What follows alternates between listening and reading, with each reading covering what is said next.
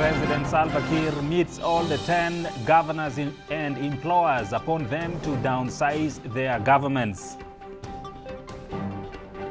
Ministry of Petroleum says the country to export 3.2 million barrels of oil this month.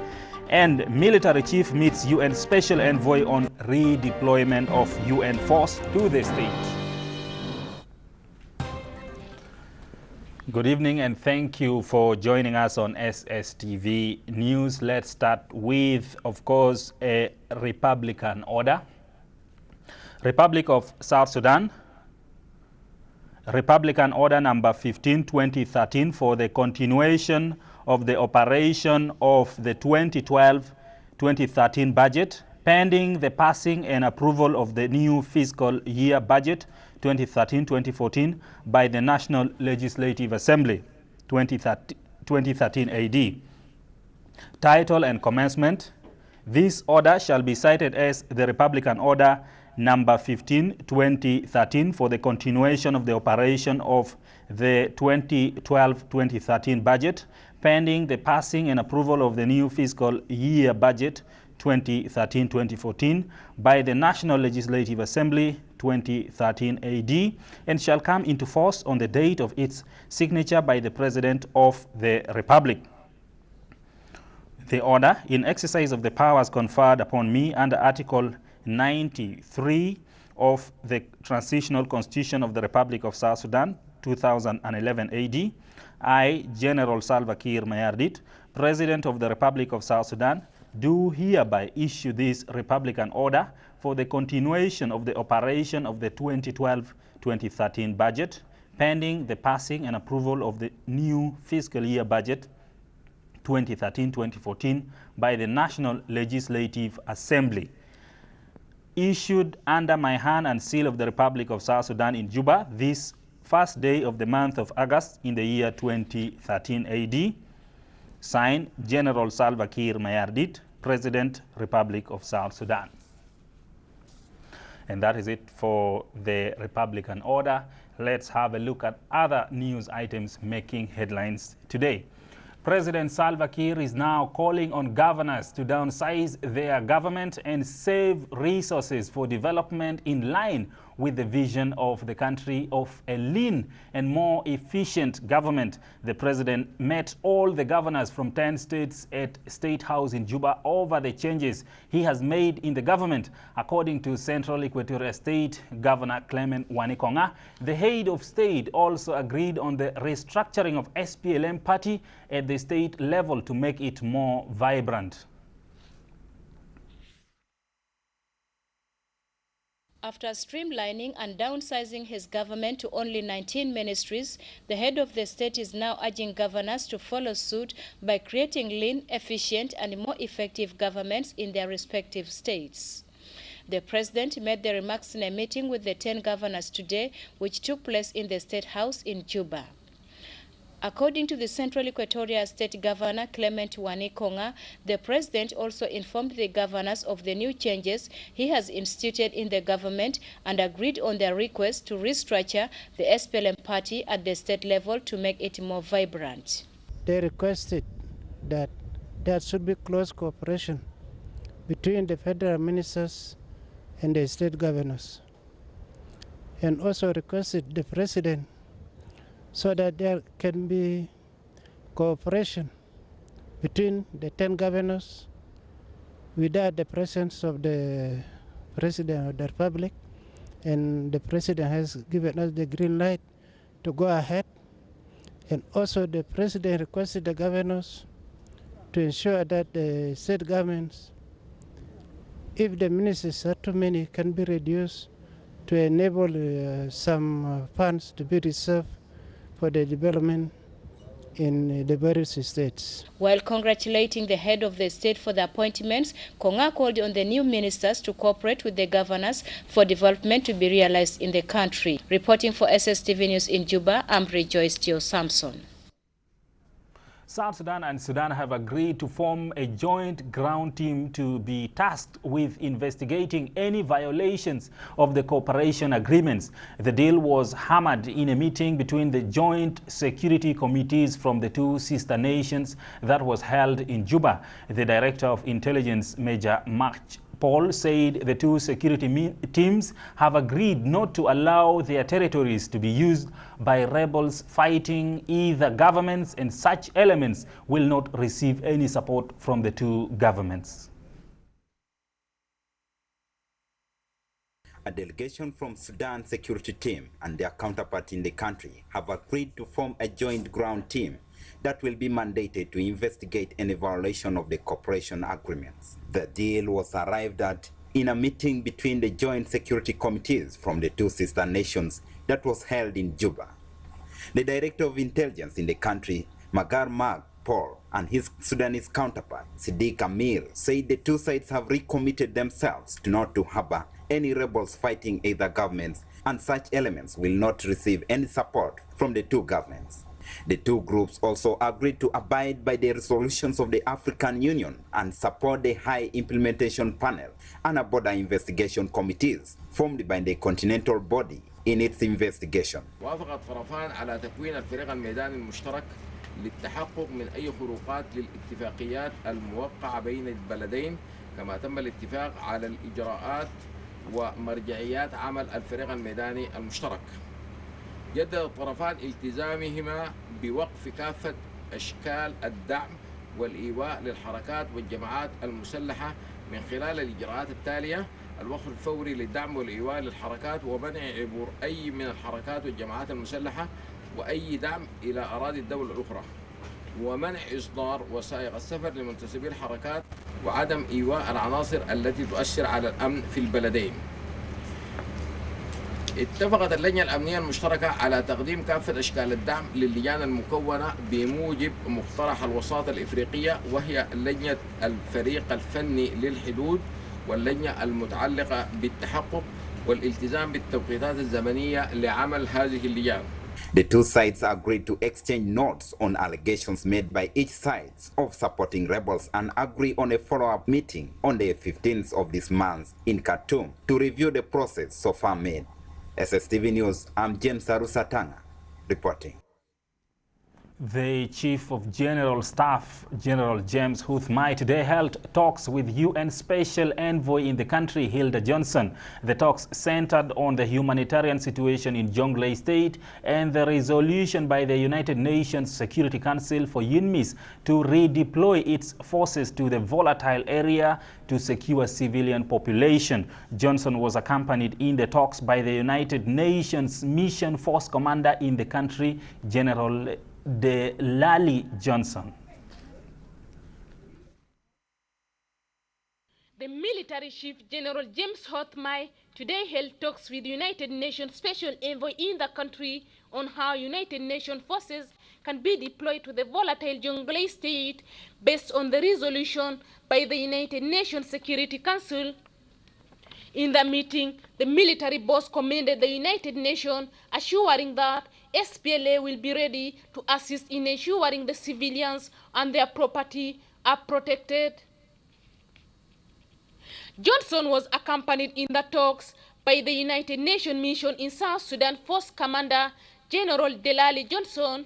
The meeting was briefing on the redeployment and the deployment of the UN peacekeeping force in South Sudan and the areas of the concern in their support for peace building in South Sudan, and exchange of issues related to Jonglei State, Pibor, and the orders of the Commander-in-Chief of the SPLA, the President of the Republic of South Sudan, for the investigation of the alleged violation of human rights that the Army should have to continue investigating and bringing to the public.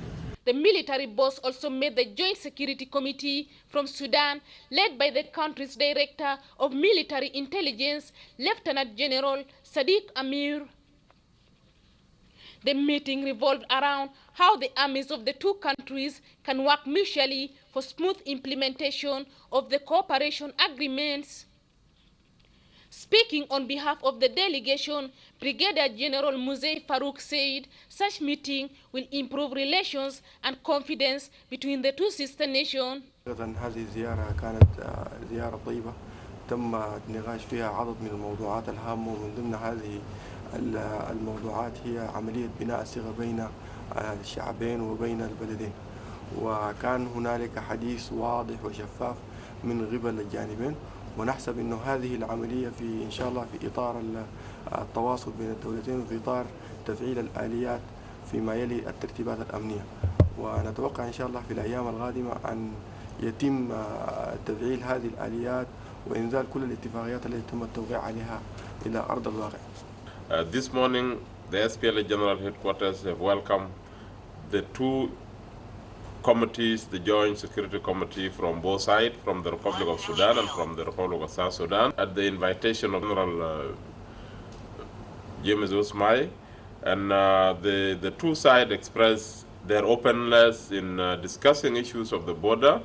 The main agenda was just to brainstorm on the allegations at the borders, and this is a confident. SPLA spokesperson Colonel Philip Aguer said the talks also looked into allegations and accusations between the two countries and how such difference can be resolved for peace and harmony. Leila Osman, SSTV News, Juba. South Sudan expects to sell 3.2 million barrels of crude oil to the international market this month. The Undersecretary in the Ministry of Petroleum, Mining, Industry and Environment, Machar Achek Adair, said the country exported 1 million barrels in the month of June, while in the month of July it is sold 2.2 million barrels of crude oil in the international market. The payment of transit fee for the months of June and July will be made this month. The country is expected to receive its first payment of crude oil this month since the resumption of production in March this year. The Undersecretary in the Ministry of Petroleum says in the months of June and July alone, the country exported 3.2 million barrels of crude oil to the international market. For the month of June, we transported 1 million barrels to the marine terminal, and we sold that, and that quantity has been lifted. Whom will begin to charge us 30 days plus 10 days, that is a total of 40 days. So it is not true that Khartoum has received money. Khartoum will only receive money after 40 days. That is, the bill of lading date for the first cargo, which was on 29th to 1st of July, the money would be paid today. The money would be paid today. Machar Achek Adair said the country is expected to export another 3.2 million barrels this month and will pay Khartoum the transit fee of the first 2 months after receiving payment of its export. Because according to the agreement which we have here, Khartoum will not receive any money unless and until we have processed it here. As we speak now, we have received the invoices for the quantities I have told you, and we have passed them to the Minister of Finance. We will verify them, send them to the Central Bank of South Sudan, and it is the Central Bank of South Sudan we will pay this money 40 days after the bill of lading date. Khartoum had threatened to shut down South Sudan oil flowing through its territory by the 7th of this month, but has delayed its intention to the 22nd of the month. For SSTV News, Homoyet Alphonse reporting. 6 ministers in the previous cabinet made a comeback in the new look government that was unveiled by President Salva Kiir yesterday. The 6 include Martin Elia Lomuro, the Minister of Cabinet Affairs, Jema Nunu Kumba, Minister of Land and Housing, Stephen Diudao, Minister of Petroleum, Michael Makwelweth, Minister of Information and Broadcasting, Dr. Marial Benjamin, Minister of Foreign Affairs, and Kwang Daniel Galuak, Minister of Labor and Public Service. They now serve in the downsized cabinet of 19 members. 12 of the appointees are newcomers in the cabinet, with only one ministry yet to be made. The appointees have received thumbs up from the public, who say they expected to see rejuvenated service delivery and departure from how things were done in the past. As the church, this is the good decision he make it in our nation, in our new nation, Southern Sudan. Our prayer, we want to pray for those people that are new in the government. Number one, we need integrity. Number two, we need there will be accountability, because I'm really very happy because the president implement what he says. He promised the citizen that the government that he will be informed is a government that has people need. Happy because the appointment that has been done by our President of the Republic of South Sudan, it was good, and all the people are happy. Even in my own constituency, that's Wulu County, Lake State, they are celebrating. Happy to the new appointed ministers, but my message to them is this: let them not take the former step. Let them come with the new step so that we prove the promise of the president. The ruling party SPLM hailed the president, saying the nation is now entering the era of national healing and reconciliation. We welcome the new cabinet, and the SPLM will do everything necessary to support the new cabinet to deliver services to our people and to bring peace, unity, and harmonization among the peoples of South Sudan. And that has been one of our aims. This is an SPLM government, but it is also a participatory government in the sense that we have included other members of political parties to unite the people of South Sudan and also to build the unity, the nation and state of South Sudan participatorily. Sentiments echoed by South Sudan Democratic Party, which has thanked the president for accommodating the party in his new lineup. Of South Sudan Democratic Forum would firstly like to congratulate the President of the Republic of South Sudan, His Excellency General Kiir Mayardit, respectively and honestly, for the trust and actuality is seen in us, South Sudan Democratic Forum. Reporting for SSTV News in Juba, I'm Gore Anthony. South Sudan today joined the international community in commemorating World Breastfeeding Week. The World Breastfeeding Week is a campaign aimed at encouraging mothers to breastfeed, as it is the most effective and inexpensive way of saving a child's life. According to the 2010 household survey, only 45% of babies in South Sudan are exclusively breastfed for the first 6 months of life, and medics say children who are exclusively breastfed are 14 times more likely to survive the first 6 months of life than non-breastfed children. The country today joined the international community in commemorating World Breastfeeding Week. The campaign is focused on breastfeeding as the most effective and inexpensive way of saving a child's life. According to the 2010 household survey, only 45% of babies in South Sudan are exclusively breastfed for the first 6 months of life, with medics saying children who are exclusively breastfed are 14 times more likely to survive the first 6 months of life than non-breastfed children. According to the experts, breastfeeding in the first day after birth can reduce the risk of newborn deaths by up to 45%, and the breast milk is the cheapest and most effective lifesaver, as it is baby's first immunization against diseases and provides the babies with all the required nutrients for the first 6 months of their life. UNICEF says mothers should be encouraged and supported by those around them to exclusively breastfeed their children for the first 6 months of life. I'm here to the students. We have panel discussions with them concerning about this World Breastfeeding Week. World Breastfeeding Week is very important in our life as human beings. Every child born in the world is supposed to be breastfed.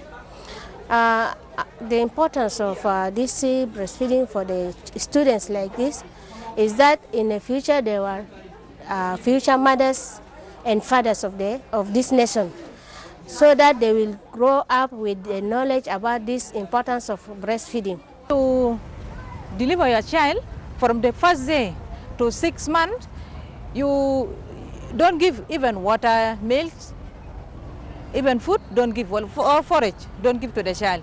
You breast the child for 6 months. After that, you give fluid, milk, forage.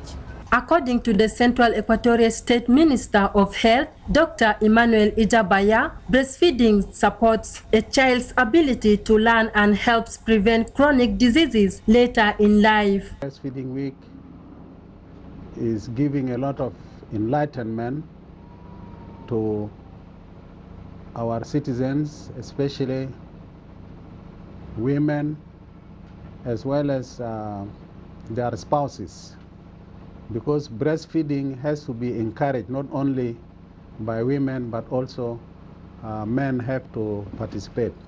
Apart from the benefits to the baby, mothers who breastfeed exclusively are less likely to become pregnant in the first 6 months following delivery, recover faster from giving birth, and return to pre-pregnancy weight sooner.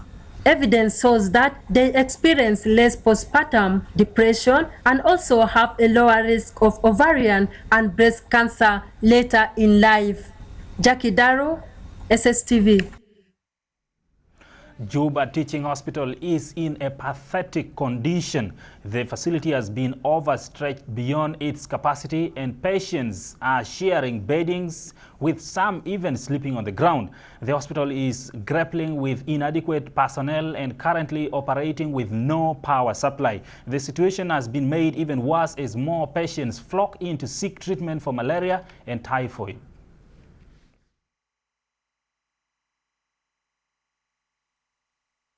It is a facility that is a shell of itself. Juba Teaching Hospital is in a sorry state. The medical facility is almost grounding to halt if urgent remedial measures are not put in place to rescue it from the intensive care unit. Patients in the hospital are agonizing. They have to endure the pathetic condition of the hospital even as they seek medical attention. The situation is even more worrying as patients flock to seek treatment for malaria and typhoid, which has increased due to the ongoing rains pounding in the country. We have many cases in the ward now. If you see, most of the cases, about 75% of them who are admitted in the emergency here are cases of malaria. Usually coming with, sometimes with vomiting, diarrhea, fever, and headache. Some of them may be in coma. Dr. Elijah Maluak-Luet is, however, urging citizens to take precautionary care given that the two diseases are preventable.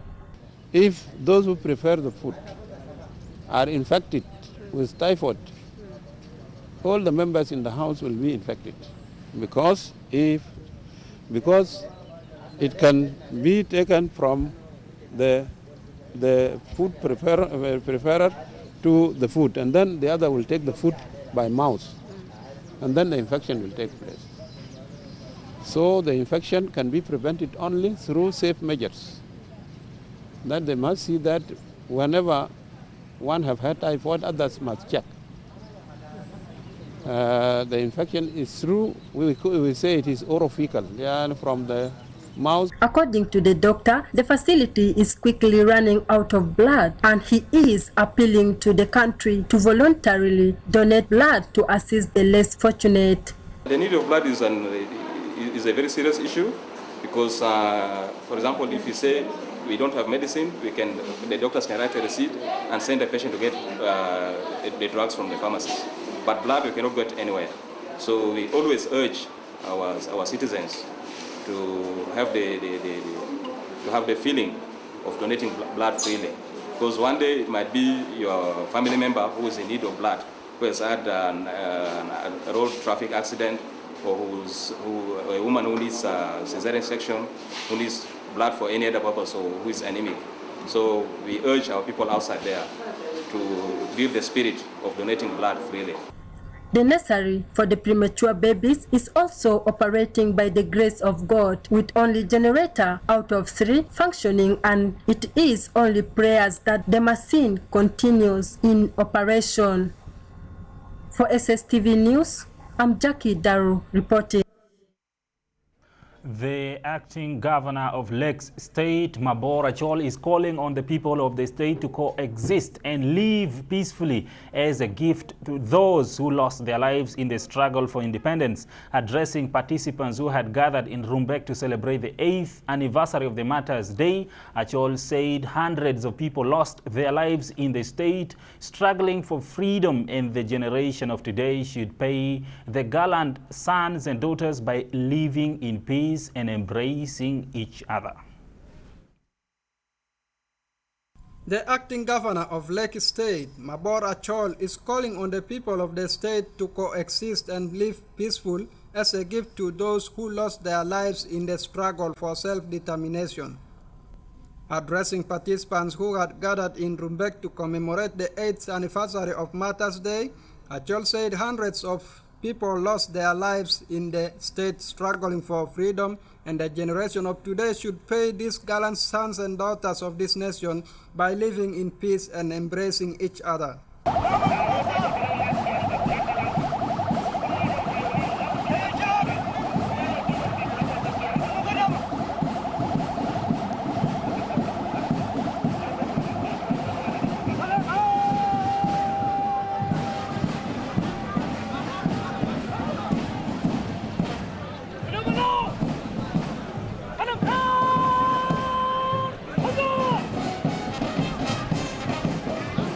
And in Warrap State, the Deputy Governor Akech Tong hailed the sacrifice made by the army of this country in liberating the nation from the North oppression.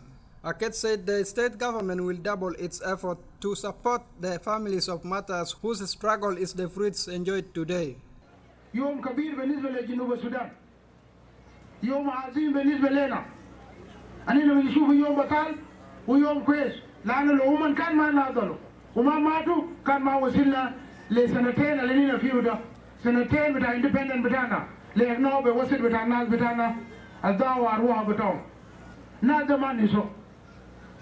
رئيس بتاعنا شكال شكل جد في قرى كلام ناس التعبانين، عشان كده قدر يعمل كوميشن بالنسبه للمعوقين عشان يهتم برعايه بتاع المعوقين. الكلام ده موجود في الحركه، الكلام ده موجود في الدوله بتاعنا هنا، انه في الرئيس بتاع كوميشن، والكلام ده كله في ولايات العشره. And in Juba, the State Minister for Gender and Social Development, Mary Apai, is appealing to non-governmental and humanitarian agencies to support the children at the Juba Orphanage Home.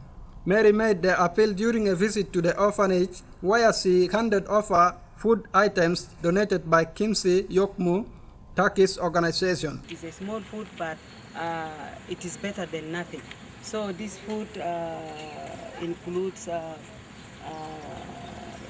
flour, oil, sugar, beans, and some sorghums. And I think I'm very happy with this organization called Kimsam Yokoma, which this is the third time for them to bring such a kind of food to the ministry. She called on charitable organizations to provide training for this vulnerable group in the society to be self-reliant. Reporting for SSTV News in Juba, I am Eddie Steven. And that is it for news in English this evening. Thank you so much for watching. My name is Oyet Patrick. And from SSTV, we do wish you a good night.